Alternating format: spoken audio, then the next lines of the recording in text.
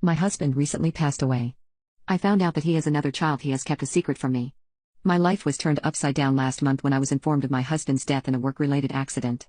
Shortly before the funeral, there was a young man at my house, claiming to be my late husband's son. My husband didn't speak a word about him to me. He claimed to have not known about me or either of my daughters, 12 and 8, until he was notified of my husband's death and found the obituary in the online version of our local paper.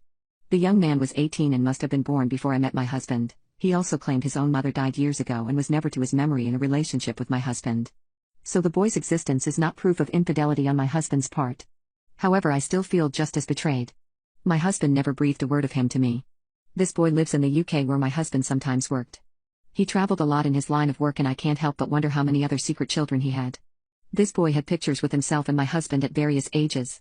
He says he was brought up at a boarding school and my husband visited him sometimes. Though I very much want to, I have no reason to doubt his story. The boy asks to come to the funeral.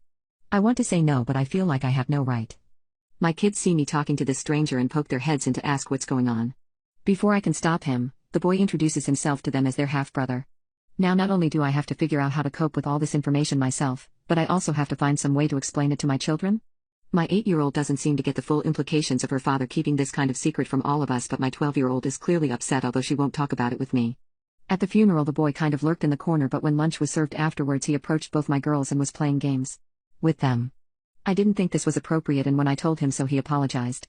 He said he did it to raise her spirits and it's what people did for him when his mother died, to cheer him up. Something about his answer irked me and I got the impression he was trying to manipulate me into feeling sorry for him and using my children to do it. My mom and my sister came over to help me after I got the news about my husband. Of course I talked to them about what was going on and they were shocked. My mom brought up the point that the boy might be after money. All of our important assets were in both of our names and I am the only beneficiary of his life insurance policy. But I was not sure what could happen if he tried to sue. I asked the boy frankly if money is what he was after and he said, "No, I couldn't take any of your money. You have kids to take care of." It irked me the way he said that, as though I was offering money and he was trying to show how good he was by turning it down. It felt as though he expected me to give it to him anyway. I asked the boy what he wanted and he said he wanted to get to know my children because they're his sisters. In my opinion, they might be his sisters, but he's a stranger to them regardless of biological relation.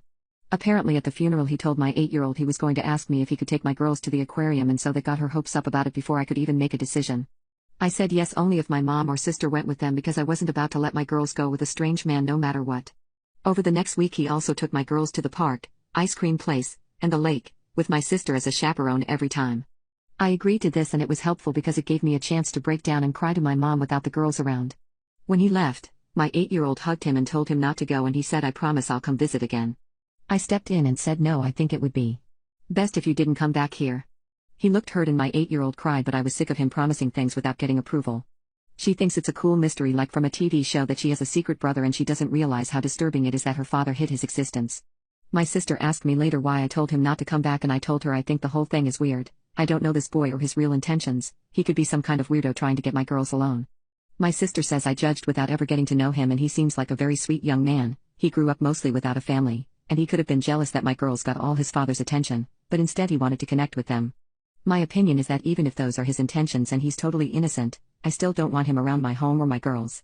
To me he is just proof that my husband lied to me for years, and it makes me sick to look at him. My girls don't need this drama either, and even my 8-year-old is going to be traumatized when she is old enough to realize how much her dad was hiding. Me or my girls don't owe him anything. My sis says that I don't have to want him in my life, but I don't have the right to deny the girls their brother.